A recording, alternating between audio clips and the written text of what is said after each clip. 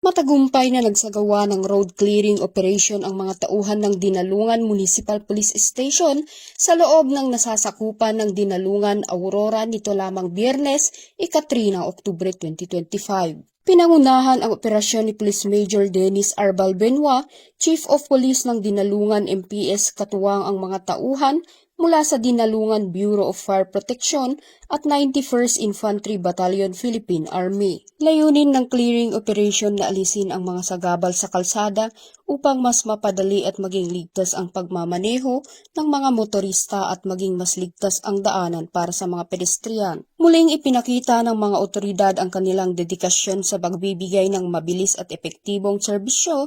Patunay na sila'y laging handang rumesponde sa anumang oras ng pangangailangan at emerhensya. Mula dito sa Police Regional Office 3, ako ang inyong PNN Correspondent, Patrolwoman Janice Bulahaw.